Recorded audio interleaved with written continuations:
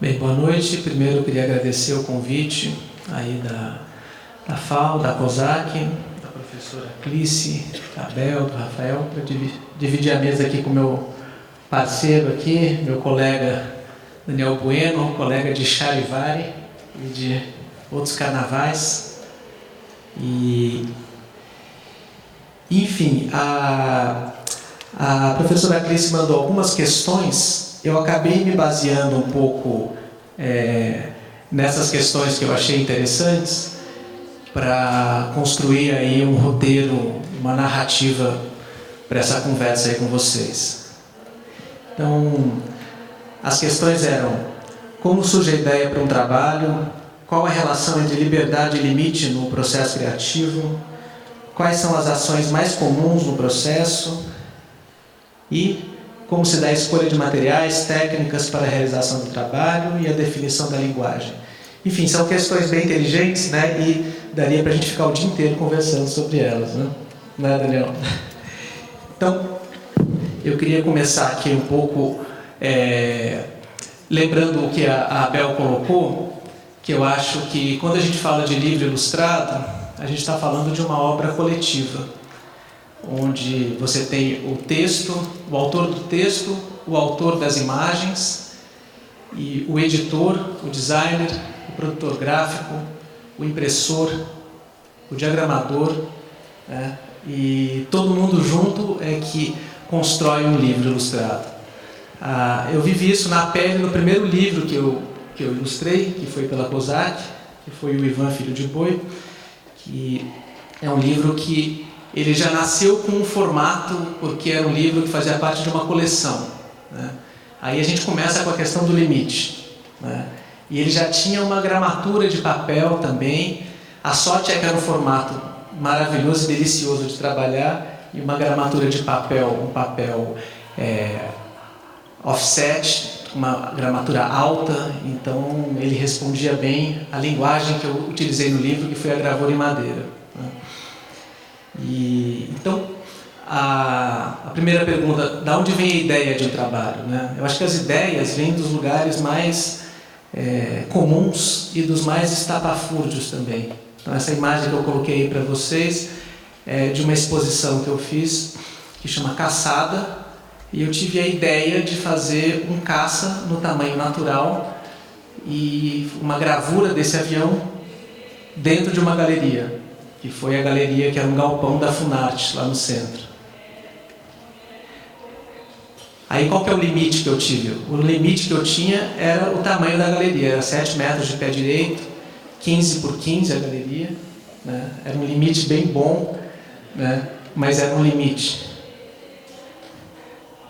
Essa também é uma outra instalação gráfica que eu chamei de Tsunami, que também é um trabalho feito, aí são gravuras em madeira impressas, né? Gravuras de 2 metros por 80 centímetros, impressas e sobrepostas, impressas num papel japonês super transparente, e foram coladas nas paredes de uma galeria. E também foi uma ideia que eu cheguei no limite, né? Eu fiz esse trabalho para ele ter 1,90 m de altura, mas dentro da galeria ficou pequeno. Aí eu tive que refazer o trabalho inteiro, colocando mais, indo até o limite, né, dos 4,5 metros do pé direito da galeria, para o trabalho funcionar. Então, na verdade, a questão do limite fazer um livro é trabalhar com limites também muito, muito objetivos, né?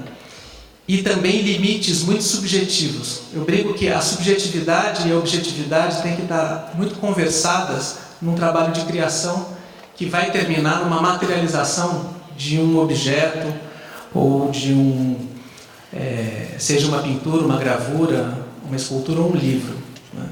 Então a subjetividade é da onde a coisa nasce, né? É na ideia, é na vontade de, né? Nessa exposição eu tive vontade de criar uma sensação que você está dentro de um movimento de ondas, mas não são ondas do mar, podem ser labaredas, são ondas gráficas. E nesse trabalho, ele surgiu do som da cidade à noite. Em São Paulo à noite você não tem silêncio, né? você tem aquela maré de motor, né, de carros ao fundo, né, aquela maré que às vezes está mais próxima, às vezes mais distante. E eu fiquei com vontade de criar essa conversa da metáfora da cidade com o mar. Eu comecei a gravar sons da cidade. Então eu fui para a Marginal, gravei os caminhões passando, os carros passando, gravei os trens da CPTM, gravei ônibus, helicóptero. Fiquei um tempo gravando, captando o som, na intenção de fazer um mar desse som, né? Aí eu sentei com um sound designer, né, um amigo meu que tem um estúdio, para a gente compor essa trilha sonora para essa exposição. Mas aí ficou uma coisa muito som, ruído. Eu falei, não, vamos colocar alguma coisa musical no meio. Aí eu chamei um amigo meu, músico, que toca trompete, e falei, você vai tocar com o meu carro. Então a gente foi lá para o meu ateliê, ligou o carro, eu ficava acelerando e ele tocando trompete, e a gente criou juntos, né? E aí misturei isso também no som. Também não foi o suficiente. Aí eu resolvi apelar e peguei a sinfonia La Mer, do Debussy, peguei alguns trechos da sinfonia para criar justamente um ambiente sonoro maravilhoso e misturei a minha parafernália de ruídos, né? E consegui criar uma onda sonora, que quando a pessoa entrava nessa exposição, disparava um player com um sensor de presença, e essa onda, que era a mistura do Debussy com as minhas gravações, os ruídos, vinham num volume enorme, passava por cima da pessoa, né? Eram 6 caixas de som, e depois ela voltava, né? E aí eu cheguei no meu limite. Eu falei, não, eu consigo chegar aqui. Eu queria fazer um troço muito mais legal. Eu queria que o som fosse 3D, eu precisaria de mais. Eu devo ter gastado, sei lá, uns R$4.000 nessa exposição. Se eu tivesse 40, eu ia fazer algo muito mais legal. Enfim. E falando um pouco da linguagem, a minha história começa com a gravura em madeira, né? Que é o primeiro procedimento que eu me identifico. Por conta da madeira, ela é um material que tem uma resistência ao seu gesto, né? E eu sempre gostei dessa briga com os materiais. Então a gravura respondia um pouco aos meus anseios de forma. Então isso é uma gravura minha de 2000, que é 2 metros por 1, né? Uma gravura em grande formato. E a conversa com a cidade também, né? A gravura tem essa questão do corpo, né? Uma matéria que você enfrenta. E o papel onde você imprime a gravura também tem um corpo, né? Ele pode ser um papel grosso, um papel muito fino, né? Um papel japonês. Então, esse trabalho é uma gravura impressa num papel muito fino e esse papel é colado na parede. E ela tem uma relação com o corpo, com a arquitetura. E eu também fiz uma experiência de colar ela no lugar da onde a imagem nasce, né? Que é uma empena cega de um prédio. Então essa relação com a cidade sempre foi um dos motores do meu trabalho de arte. E a relação com a cidade, ela passa tanto por um encantamento pelo aspecto gráfico, né? Que é a nossa cidade de São Paulo, e pelo aspecto das estruturas e dos espaços. E que isso também acontece no livro, né? No livro você está com problemas muito análogos. Eu brinco que eu me acho muito mais arquiteto de livro do que autor e ilustrador, porque quando começa um projeto do livro eu já quero pensar no formato, como começa, como termina, a grossura, a capa, né? É um objeto narrativo desde a capa até a 4ª capa, né? Então o livro, tanto o texto quanto a imagem no livro são narrativos, né? E falando do livro ilustrado, mais ainda, né? Então o design, a ilustração, né, e o conteúdo e o texto, eles estão ali numa parceria que às vezes é uma parceria amorosa, às vezes é uma parceria de dança, às vezes é uma briga, é uma batalha, né? Eu acho que cada livro acaba tendo a sua própria narrativa no processo de criação, né? Imagino que o Daniel deve ter esfaqueado muitos livros, ilustrações e textos, né? e faz parte dessa, né, da construção mesmo do livro. Então essa é a capa do Ivan Filho de Boi, que é esse livro que apareceu na minha vida, né, por um convite. Me convidaram para ilustrar esse livro, né, porque eu trabalhava com gravura e a mitologia russa, existe uma tradição de livros ilustrados na Idade Média russa com xilogravura. Então falaram, bom, esse cara vai combinar com esse livro, né? E aí foi um super deleite, porque eu comecei a fazer o livro pensando na própria guarda do livro, e você entra na página de rosto como num traveling cinematográfico, né? Que você vai andando. Apareceu alguma coisa aí, né? Aí você passa pelo índice, pelo texto de apresentação, aí vai se aproximando ao castelo, acaba o texto de apresentação e começa o livro. Aqui já foi um trabalho muito legal com a designer que pesquisou uma fonte, que é uma fonte russa, moderna, que tem uma conversa com a gravura. A própria diagramação, né, dessa página, né, está explícita a conversa da verticalidade, né, do texto com as torres. Então, esse livro foi um grande aprendizado, né, de trabalhar em conjunto, né, onde a inspiração não foi só nas imagens da arte russa medieval, mas também nos textos e nas diagramações dos cartazes de cinema do início do século, né, com esses textos virados e tudo mais. Então, a parceria aí do design com a ilustração foi super profícua. Isso aqui é uma referência de pesquisa, onde eu me inspirei para fazer o Czar e a Czarina. Essa imagem, né, também essas né, cúpulas acepuladas aí dos castelos e igrejas russas.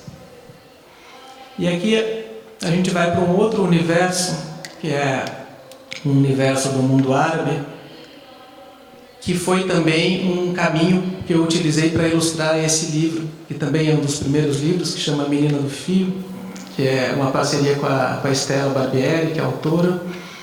E depois de ilustrar o primeiro livro com gravura, porque o Ivan Filho de Boi, vocês imaginam, todas essas imagens aqui são xilogravuras que eu utilizo 1, 2, 3 cores. Cada cor é uma matriz, né? Vocês imaginam o trabalho para fazer 46 ilustrações em gravura em madeira, né? Aí eu concluí que realmente não era viável trabalhar, né, viver de ilustração fazendo xilogravura.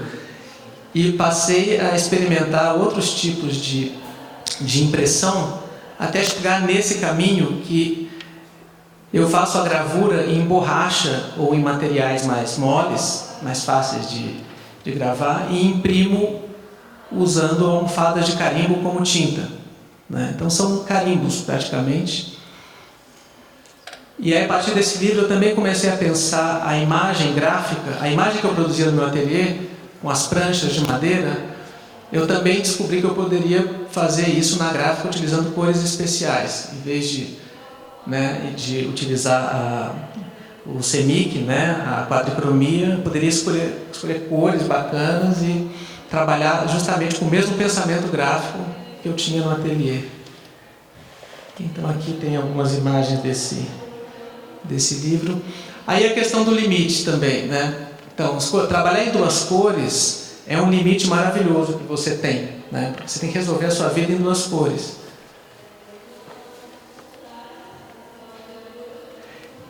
E por que escolher uma cor, o vermelho e não o preto e não o azul, né? Aí a gente também parte do princípio que tudo é narrativo, tudo tem um sentido. Então, no caso desse livro, que chama Caçada, que é um livro que eu publiquei em 2012, é um livro sobre guerra. É um livro que eu escrevi e ilustrei, que conta a história de um aviador que vai para uma guerra no Oriente Médio, e ele tem uma missão que ele não sabe direito qual que é, mas ele tem que soltar 2 mísseis em 2 lugares diferentes. Mas ele está muito feliz, muito orgulhoso, né? E essa aqui é a guarda, a página de rosto do livro. E o livro começa dessa forma. É um avião que não é visto, né? Ele voa a mais de 7.000 pés de altura, então ele é invisível para os inimigos. E a história vai contando um pouco de um flashback de como ele se torna aviador, esse fascínio que esse jovem militar tem pelos aviões, até que ele solta o tal do míssil e vai acompanhando pela câmera, a câmera instalada na cabeça do míssil, até o míssil alcançar a terra. Qual não é a surpresa dele quando vê que esse míssil vai se aproximando de uma escola, com crianças brincando no pátio, e a imagem desaparece. Então esse cara fica totalmente desesperado, liga para a base perguntando o que aconteceu, que teve um erro grave, e recebe a resposta, né, de que realmente houve um equívoco, mas para ele ficar tranquilo, né, um efeito colateral de guerra, que a gente já está acostumado, né, com essas guerras cirúrgicas, e para ele ir para o próximo objetivo, o próximo alvo. E aí ele resolve no próximo alvo descer com um avião para ver com os próprios olhos aonde ele ia estar, aonde que ele ia botar o míssil de novo. Qual não é a surpresa dele? Que ele dá de cara com uma bateria antiaérea e um outro jovem que sonhava destruir um caça americano consegue realizar o objetivo dele com tranquilidade. E esse livro virou essa exposição.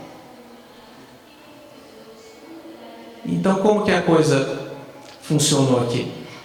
Bom, esse livro eu fui fazendo eu tive a ideia dessa história, fui criando, e o vermelho entra como uma cor que é narrativa, que tem uma dramaticidade. A própria linguagem escolhida também, essa mistura de desenho com gravura, com colagem, né, também busca, né, traduzir aí o sentimento dessa história, né? E depois eu levo esse trabalho para essa exposição, que já é um outro contexto, que é esse avião encalhado no centro da cidade de São Paulo, mas aí já não é um avião, ele é um objeto simbólico. E aqui são algumas fotografias que eu tirei da cidade para essa exposição. E depois, a partir das fotografias, fiz algumas monotipias, usando o rolo da gravura como gravura, né, como matriz. E essas imagens se tornaram um outro livro, que elas tinham autonomia, elas eram um trabalho, até que teve um livro que chama Hermes, o Motoboy, escrito pelo Ilan Breman, né, que é um autor de livros infanto-juvenis, que eu falei, nossa, tem tudo a ver o meu trabalho com esse livro. Então eu me apropriei dos próprios trabalhos, transformei eles em ilustração e botei um motoboy no meio das gravuras.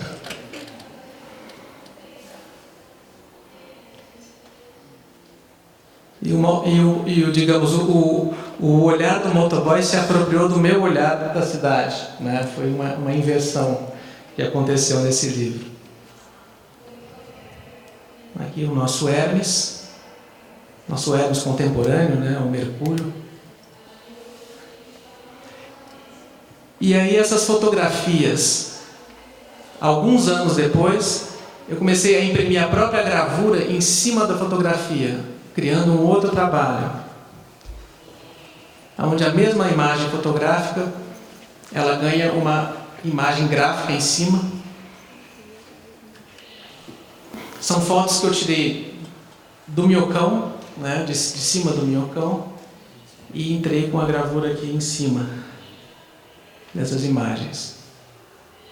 Digamos, criando uma outra narrativa. Às vezes eu pegava 10 fotos, quer dizer, a mesma foto, e fazia gravuras diversas para criar um pouco naquele sentido que você anda na cidade e você acaba tendo surpresas, né? Quando você olha para cima, para baixo, para o lado da cidade, nunca é a mesma, né? O dia muda, o tempo muda, né?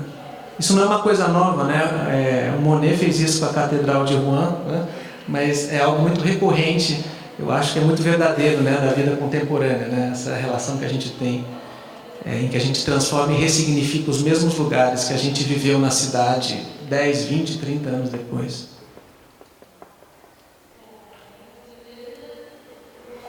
Bom, e dessas fotografias, num outro momento, eu fiz um caderno de colagem com folhas de papel vegetal e que eu usei fita crepe colorida, né, fita crepe preta. E na medida que você vai folheando esse caderno, a paisagem vai se desvelando, né? É como você tivesse, digamos assim, atravessando uma cidade gráfica. E esse aqui é um outro trabalho também que decorre daquele, que são chapas de acrílico, onde eu imprimi a gravura, no caso a serigrafia, e imprimi na parede atrás também elementos gráficos, justamente para você não sabe o que está na frente, o que está atrás, e na medida que você anda em frente, né, desses trabalhos, você se desloca, eles têm 2,30 de altura. As imagens se configuram e, enfim, é um trabalho que está em movimento, que depende do movimento do seu corpo. E na mesma época que eu fiz esse trabalho, eu fiz o meu primeiro livro autoral, que é o Lampião e Lancelot, onde esse jogo gráfico da sobreposição e de explorar a questão dos módulos, ele acontece de uma certa forma dentro da narrativa. Então, esse livro foi um livro que trouxe muita felicidade aí desde o momento que a gente começou a fazer, né, na editora. Tem uma história curiosa desse livro. Eu levei, né, apresentei esse livro para a Bel, e ele era um livro para ser pequenininho, era um cordel, né? Era um cordelzinho que era o Lampião enfrentou ele teve vários oponentes na nossa literatura de cordel. Ele já enfrentou presidentes, já enfrentou o diabo, já enfrentou, enfim, se vocês pesquisarem Lampião na literatura de cordel brasileira, vocês vão encontrar mais de 100 histórias, né? Aí eu resolvi fazer a minha, né, juntando o Lampião, que é uma figura que eu sempre tive um fascínio enorme desde criança, e o Lancelot, outro também personagem altamente sedutor, né? E aqui, o que aconteceu? Eu levei esse projeto do livro pequenininho e umas ilustrações enormes que eram as primeiras ideias desse embate, né? Então me veio a ideia de, como vai ser esse duelo? Então Lampião usa arma de fogo, Lancelot é espada e lança. O Lampião tem um burrico, o Lancelot tem um cavalo. O Lancelot dança gavote com a Guinevere, que ele é doido para traçar, mas, enfim, é mulher do rei Arthur, não pode traçar. Lampião tem a sua Maria Bonita, que dança forró, né? Então, como que essa história acontece, né? E aí eu fui construindo né? Eu uso até o verbo construindo, né, como a arquitetura, né? Eu fui construindo essa narrativa até chegar numa estrutura que funcionava como duelo. Então esse livro ele tem 3 cores, né? Eu escolhi, né, a gente partiu do prata, o cobre e o preto, e as cores acabam conversando com as diversas significações que ela pode ter. Basta a gente pensar no cavaleiro medieval na cor prata, né? A gente cria várias relações. Aí também, de novo, o trabalho primoroso da parceria com o designer do livro, né? Essa capitular, né, que é a capitular tão usada nos livros medievais, né? Por exemplo, essa imagem aí é de uma epístola de São Paulo, que começa com esse P maravilhoso, né? O nome Paulus. E tudo que acontece dentro dessa imagem diz muito mais do que o texto, né? Que ninguém lê gótico alemão, né? E por aí vai. Então aqui as capitulares também é uma fonte que não é uma fonte medieval, mas um gótico inspirado, né, contemporâneo, moderno, e que também faz parte aqui da conversa com a gravura, né? Não é uma letra cheia de serifas com volutas e mas também reta, né, que tem essa ortogonalidade que dialoga com as imagens. Bom, e aí vocês estão vendo que o princípio da construção dessas imagens é o módulo, são os módulos gráficos que se repetem. Aqui o lampião. Na verdade, aqui que é o lampião, né? O nosso lampião que adorava ser fotografado. Aqui são umas capas de... Esse é o cordel do José Pacheco, né? Da chegada de Lampião no Inferno, que é um grande... A luta do Lampião. Aqui um pouco da pesquisa, né? Que esse livro ganhou, né? Aqui é a capa, né? Que é essa gravura.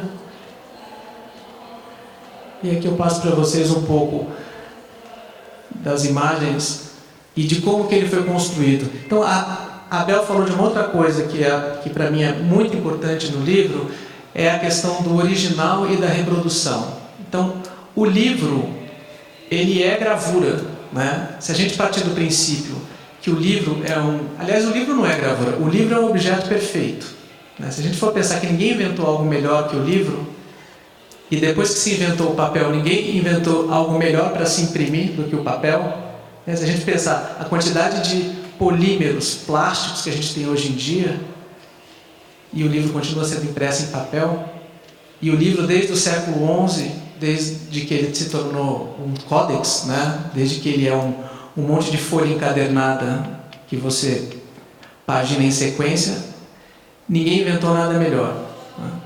E eu acho que isso é uma grande vantagem para nós que trabalhamos com livro, porque o desafio nosso é virar esse objeto do avesso e explorar até o limite que ele permite, né? No jogo que é usar o livro como uma estrutura narrativa. Então, no caso desse livro, o uso de cores reflexivas, né, o prata e o cobre, foi uma grande, digamos assim, um grande prazer de poder usar essas cores especiais e elas serem viáveis, né? É uma cor que eu não consigo fazer no ateliê, por exemplo, em cima de um papel japonês. Mas um Pantone no offset brilha, né? Brilha que nem o diabo, né? É maravilhoso isso. E esse livro também tem uma coisa legal, que o papel mudou de uma edição para outra. Ele foi impresso agora, a última edição na China, em que o coucher ele é bem mais branco e a tinta é bem mais brilhante. Então o livro também é uma gravura. A primeira edição ela é totalmente diferente da segunda, porque na primeira edição aconteceu um acidente gráfico que poderia ter acontecido no ateliê, mas ele aconteceu na gráfica, para desespero da editora, que foi o seguinte: eu resolvi sobrepor as cores, sobrepor o prata, o cobre e o preto. Então tem momentos que as cores se sobrepõem. E quando o livro foi impresso, a gente fez prova de prelo, né? E ficou tudo legal, não, vai funcionar. Mas na hora da gente começar a rodar o primeiro caderno, o que aconteceu?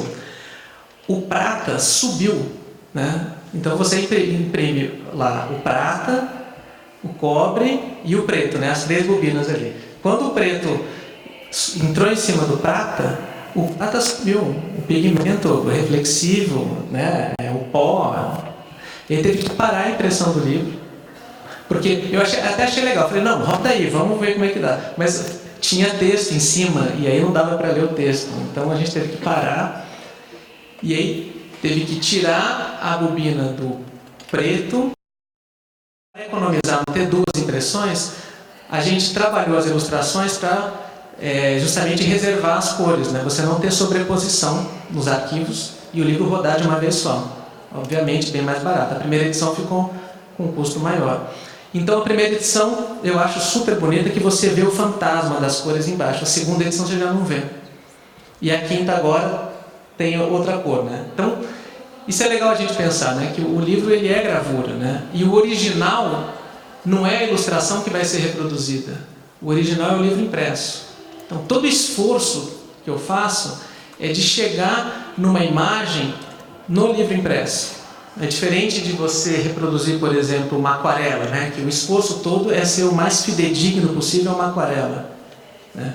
Ou um livro que quando eu estava acompanhando lá a impressão do Lampião e Lancelotti, eu vi o livro do Paulo Pasta, que estava rodando também. E o livro do Paulo Pasta, imagina, o Paulo Pasta é um pintor que tem, cujas pinturas têm variações de tons que são muito sutis. Então, ele tem muitos laranjas e vermelhos. Então, para imprimir o livro do Pasta, a produtora gráfica colocou uma quinta cor, que foi um laranja, para calçar todos os vermelhos e todos os laranjas. Então, todo o esforço é para chegar na fidedignidade da pintura ali, né? E eu acho que o divertido de pensar o livro como gravura é todo o esforço é para chegar no livro, na imagem impressa, né? Você desencana da sua imagem original. A sua imagem original é a imagem impressa. Então, isso era uma coisa Isso é um pensamento gráfico que eu acho que permeia todos os meus trabalhos, tanto de arte quanto de ilustração. Aqui são os carimbinhos de borracha. Aqui é a sobreposição. Isso é o preto. Isso aí é o exército medieval. O bando de Lampião. E quando junta todo mundo. A pancadaria geral. A gente fala que é o Jackson Pollock do sertão, né?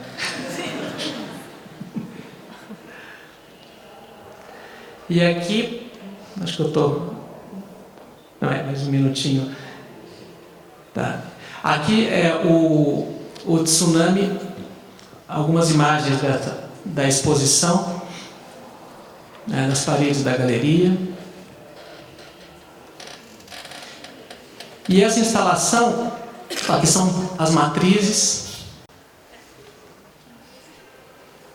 Enfim, eu tive que formar uma equipe para a gente imprimir. A gente usou uma prensa. Eu, na verdade, construí uma prensa, não para esse trabalho, mas para as gravuras que eu imprimo, que são em grandes dimensões.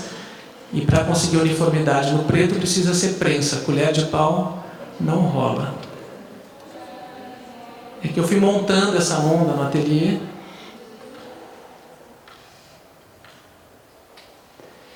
E esse livro, essa exposição também virou um livro. Não é que virou um livro, mas ela acabou sendo eu usei muito dessas imagens, dessa onda, para fazer um livro que chama Os Heróis do Tsunami,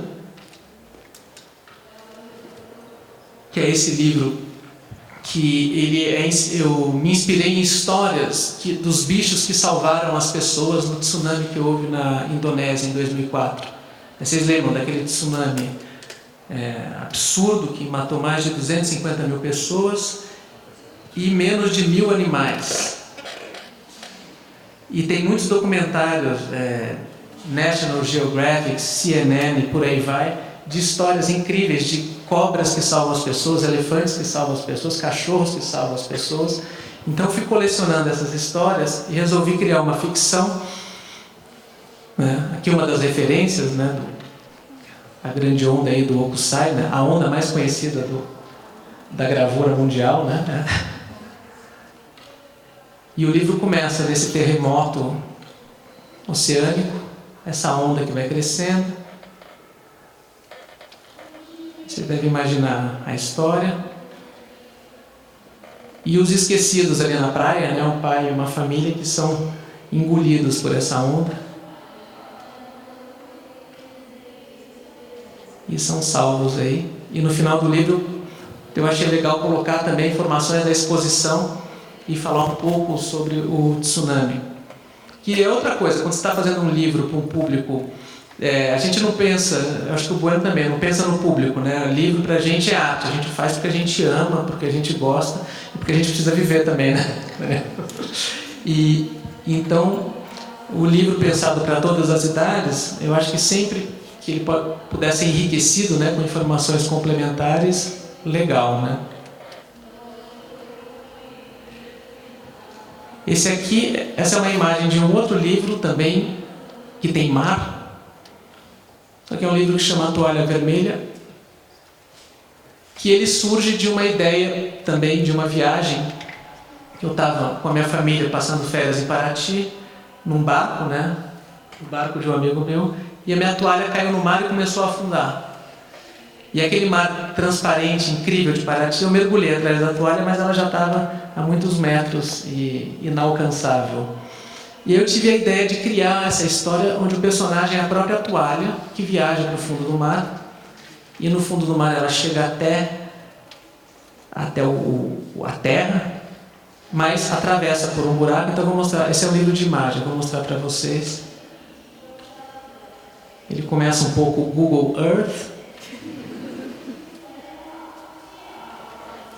até você chegar aqui no protagonista.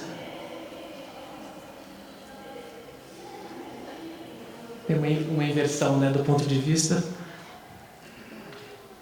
E a toalha vai até que ela entra num buraco. Ops, peraí. Isso, aí ela vai e vai sair do outro lado e continua a sua viagem até que ela é pescada por alguém, engastada no mastro do barco. E aí você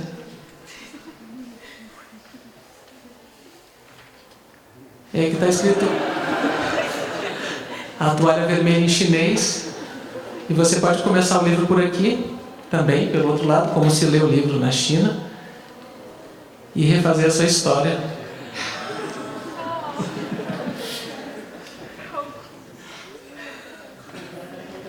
E chegar aqui.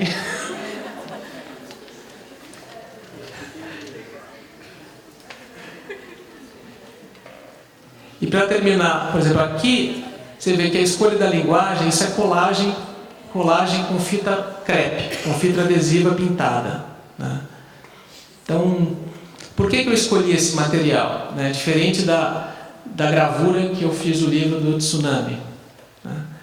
Porque eu nunca tinha feito um livro com fita crepe, tinha muita vontade de fazer e achei que ia funcionar. Então é uma decisão totalmente estética, né? Não teve um porquê utilizar a fita crepe aqui no caso, né? E falando em água, eu queria mostrar, isso aqui é um detalhe, né? E eu achei que essa sobreposição, né, da fita crepe, que você tem uma pequena transparência, criava essa sensação da profundidade. Isso aqui é um outro livro que também tem muita água, que é o último livro que eu publiquei pela Cosac Naif, com a Estela Barbieri também, que é a história de Simba o Marujo. E o livro começa também com um navio que entra na primeira página, atravessa a história até a página de rosto. Aqui são algumas imagens. E aqui a água desse livro, ela não é só usada para o mar, mas eu acabei utilizando essa linguagem do nanquim soprado e dessa sobreposição em todas as ilustrações, né? Então, também essa questão da linguagem, ela acaba sendo uma possibilidade, né, de você criar um pensamento no próprio livro. Aqui uma inspiração. E esse é um livro que ele tem muito texto. Então, o desafio nesse livro, né, aqui para concluir, era como fazer essa conversa, de dar também o espaço para a imagem e o espaço no texto. Esse é o momento do livro onde é narrada a chegada de Simba a uma ilha, depois de dias navegando, e a tripulação aporta nessa ilha, faz um foguinho, lava as roupas, faz uma comida, até o momento que o capitão do barco começa a perceber que existe um certo tremor de terra na ilha. Aí ele solta um grito, ele fala: marinheiros, voltem para o barco, isso não é uma ilha, isto é um grande peixe. Aí na página seguinte, aí essa página não tem texto.